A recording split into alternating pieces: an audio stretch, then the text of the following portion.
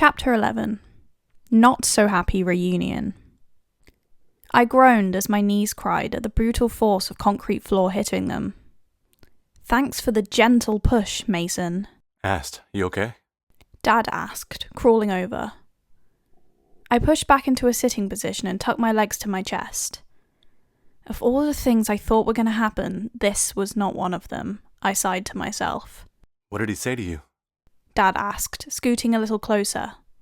I shut my eyes. Not a lot. Just demanding some shit I could never pay him, that's all.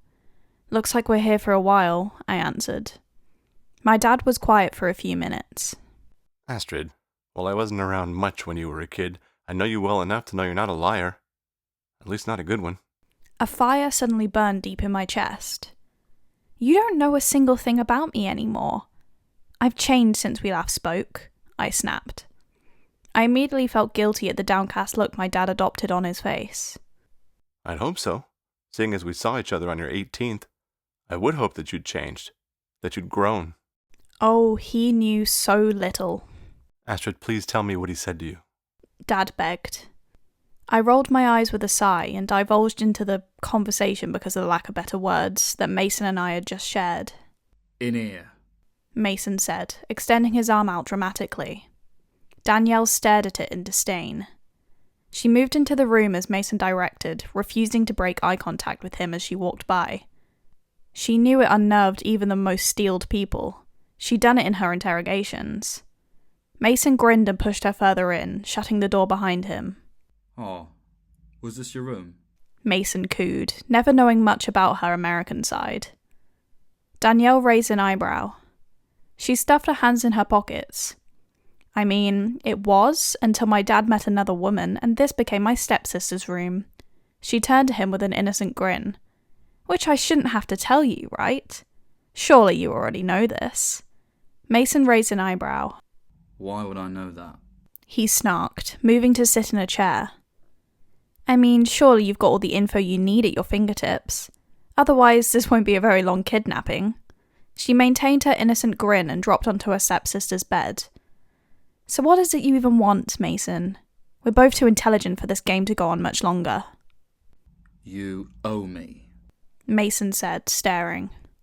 Danielle snorted. What the hell for? If anyone owes anyone, it's you to me, she snapped. Mason glared. You destroyed my family. I'm simply returning the favour. He grinned. But what is the need for it, Mason? What exactly is your end goal here? Danielle asked, trying to keep calm. She learnt in her career that you don't show you're scared or worried.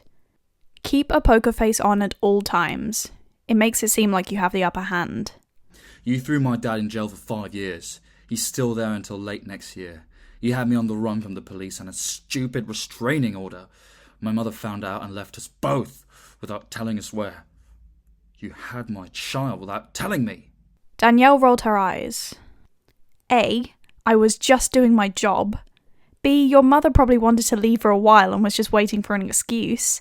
And C, let's be honest, you don't care about our daughter, Mason. If you met her, you'd be ashamed. Mason frowned. You're probably right. I don't care about her at all. Danielle rolled her eyes, leaning against the wall. Here's the thing, my darling Astrid. You have 2 options. You get MI5 to drop the case against my family's business and pay us $10 million in compensation. Or I shoot your dad. And I found our daughter to hand out the same treatment. Danielle gaped and glared. You heartless fucker! You're seriously threatening a 3-year-old? She yelled. Mason picked his nails, unbothered by Danielle's words. You've got a week, and then my best men start tracking. Danielle spat at his feet. When Miller comes for me, and he will, because it's what we do, MI5 won't be your only problem. You'll have the whole of the American FBI on your ass as well, so watch out. There's several things in there I'm not aware of, Astrid. Dad started once I finished. Go for it, I resigned. He was going to have questions, so I better answer them now. You're in the FBI? He asked in awe. I smiled a little. Yep, while I'm an MI5 agent. He sighed, proud. I'm so proud that all my kids have achieved something great. I felt my heart warm a little at the praise. Also, how's your daughter? He hesitated. I bit my lip and looked away. She's okay, I suppose. I haven't seen her anywhere longer than half an hour since she was born. You know that, I said. My dad sighed. Well, I'd hoped you'd taken her back. I frowned. Why? He cleared his throat. Well, you can say you've changed your mind. I rolled my eyes subtly. You can't do that back home. Once it's done, it's done. He didn't say anything else. Food. Eat it or die. I crawled over and peered in. What is it now? My dad asked. 2 bruised apples, 4 slices of bread, and 2 bottles of water, I replied solemnly. At least he's human enough to leave us some food each. I turned to stare at my dad. You know he's only barely keeping us alive so he has leverage over my colleague. My dad stuttered. Trust me, I know that man, and I know how he operates. This is a leverage game. With us dead, he has nothing and he'll be caught. Right now, nobody can do anything without harming us or letting him out, I said, munching on my first slice of bread. We ate in silence for a while, just savouring the little food we received over the last 3 or 4 hours. So you're in the FBI? My dad started. I shut my eyes slowly and pinched my nose. Somehow I had a deep gut feeling that this would lead to the age-old comparison game between me and my other siblings, possibly even the kids he had with his new wife. Or maybe even getting Jack out of the shit. It was a 50-50 draw. Yep, have been since my 18th, I answered, keeping it short and sweet. My dad frowned. How's that possible? You'd have to be at least 23, I think. I nodded with a sigh. Ordinarily, but I'm a special circumstance, I replied, biting into the apple. I spat out the chunk I bit, trying to get rid of the bruises. Yes, I know, qualified FBI agent, and yet I bite the bruises out of apples. Sue me. I didn't have a knife.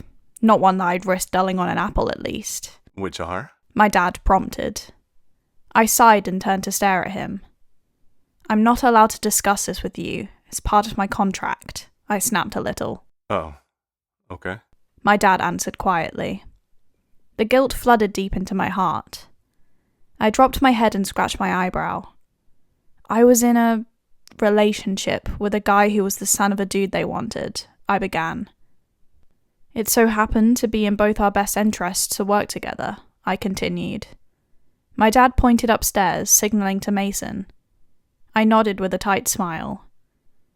So, I said, if we could somehow come to an agreement of me working there, then I would help them with his dad and get inside information.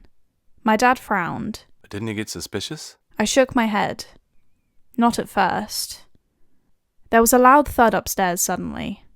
I paused briefly but decided to ignore it. It was probably Mason battering someone again. My dad nodded slowly, a small smile starting to form. I'm so happy all my kids are successful. I raised an eyebrow but didn't say anything.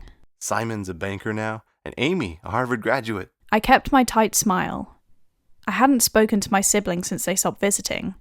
I hadn't the need to. They couldn't be bothered with me, I couldn't be bothered with them. Thomas is a biochemist now, and Jack works in computing. I snorted out loud. My dad frowned but didn't stop crooning about his kids' achievements. Sometimes it seemed like all he cared about was his status. And Alicia and Emmy are Hollywood actresses. Hold up. Who and who? I asked. My dad hummed. Oh, they're mine and Leah's twin girls. Only 5 years younger than you. I raised my eyebrows. You didn't wait long then, huh? I muttered. Another thud echoed through the floorboards, followed by some swearing. And the youngest daughter of my first brood, an FBI agent. My dad continued droning on. I bit my lip. Status was all he cared about, never mind his kids' happiness. What did Jack say he did again, Dad? He works in computing? I asked. My dad nodded. Hate to tell you then, Papa, but he's a bullshitting you, I said, smiling and leaning back a little. Why? Jack wouldn't lie to me. I snorted. Dad, Jack's the reason I'm in the States. He's one of the guys I'm after. Some more thudding rattled the dingy light in the basement.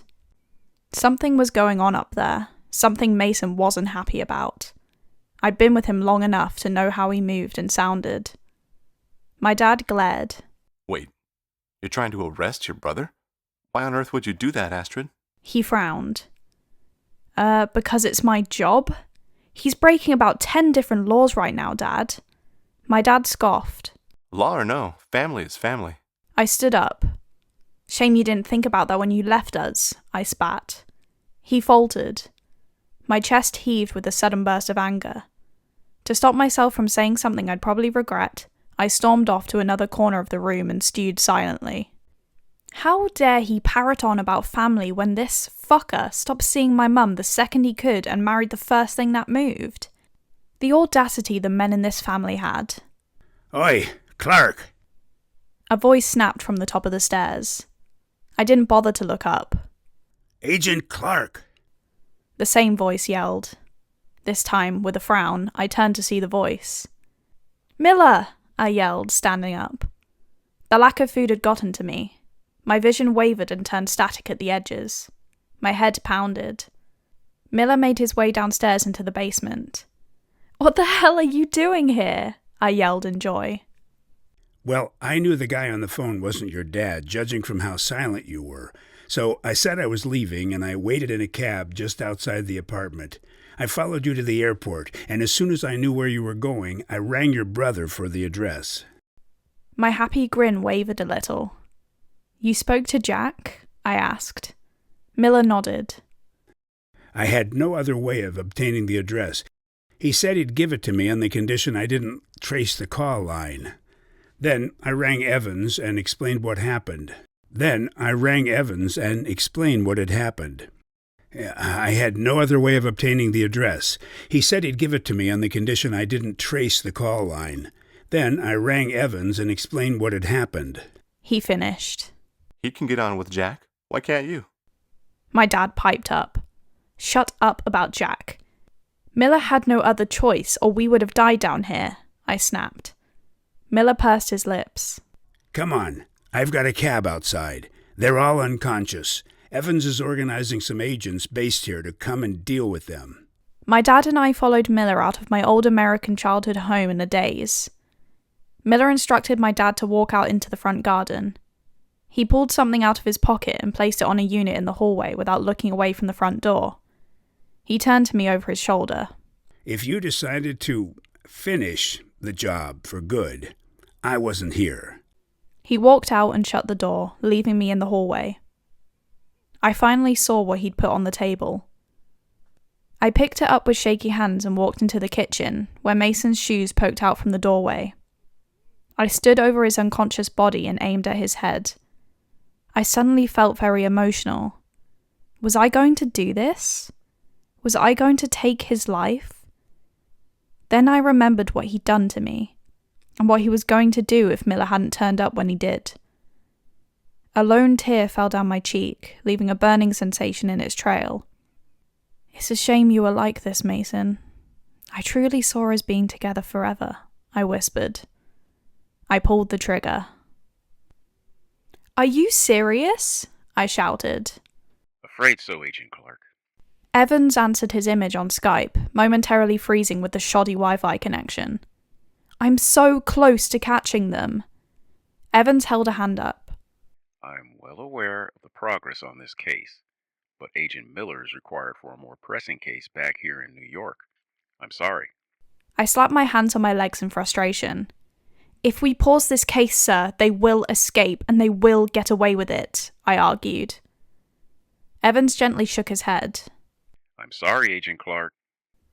I sighed in frustration but didn't say anything further.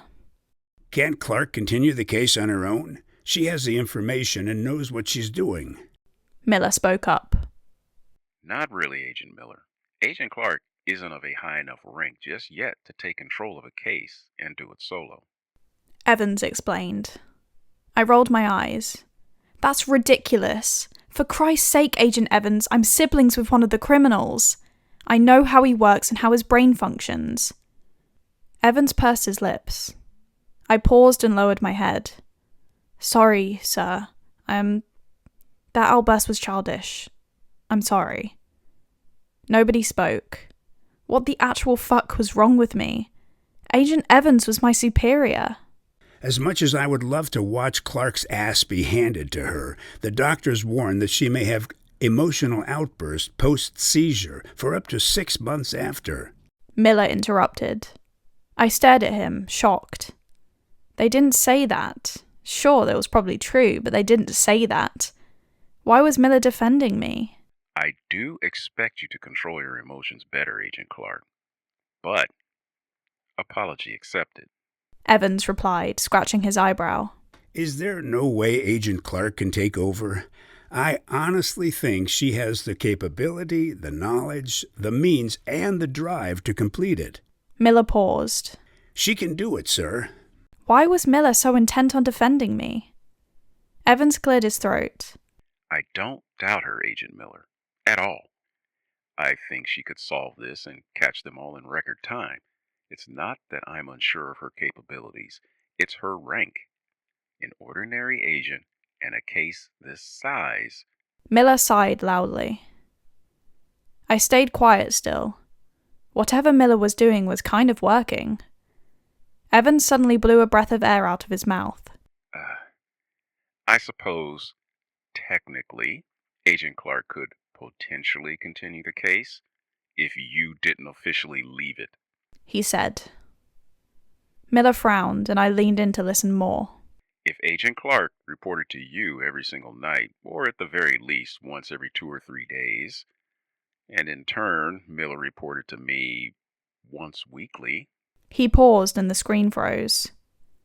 My heart dropped. For a second, I thought the Wi-Fi had cut off and we'd have to wait for someone to come and sort it out.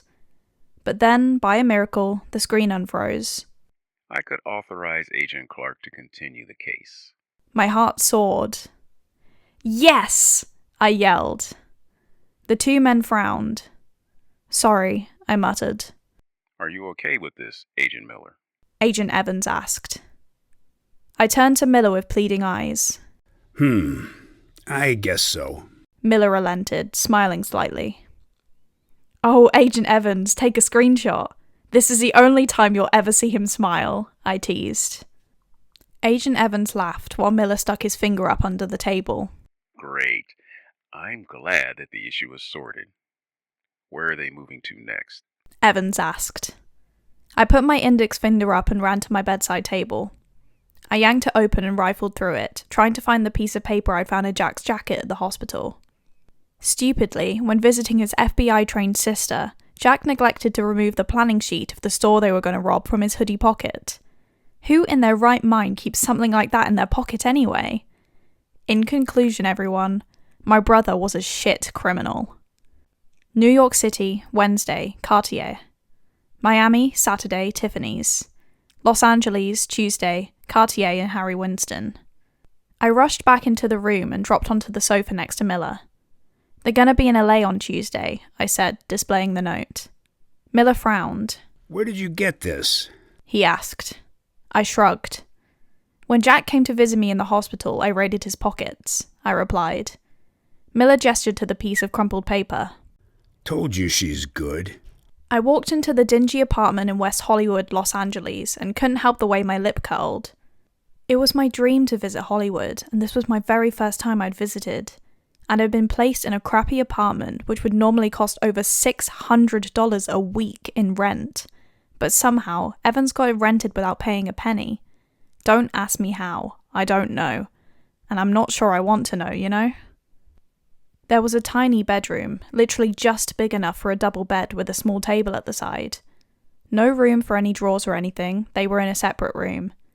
The bathroom, and I say bathroom loosely, there was a toilet rammed into a corner and the sink was directly opposite. You had to sit on the closed toilet seat to brush your teeth or use it to wash your hands. The space was so non-existent. Oh, and don't forget about the tiny shower head in the far corner, protected by a glass pane. I could piss harder than the water, the pressure was so low. But it was safe and warm, and that's all that mattered. Miller had helped me get all my stuff into the new apartment, and helped give it a bit of a quick clean before he left for New York again. I would love to live in New York, but the housing market is insane. I could only afford San Francisco because my aunt said she would help with the bills for the first few months while I recovered from the insane deposit. I decided that as an act of good virtue to my neighbours, I'd bake some chocolate brownies. I usually stayed up quite late and had the telly on early into the morning as well. I figured I'd let them know and apologise for any future problems now, then they knew. Worst case scenario, I showed my badge, then they'd be accommodating. But that evening, around 6, I went to my upstairs neighbour, my neighbours on either side and the ones below me. "Hi, I just moved in next door, my name is Danielle," I greeted her when my right-hand side neighbour opened the door. It was an elderly lady. Her house smelled like candles and freshly baked cookies. "Hello there. It's nice to know some of the people in this building," she said, pulling her cardigan across her body. "Well, I just wanted to say as a little forewarning, my job has some irregular shifts, to say the least, and that I'll probably be up early into the morning most days," I explained. The lady swatted her hand.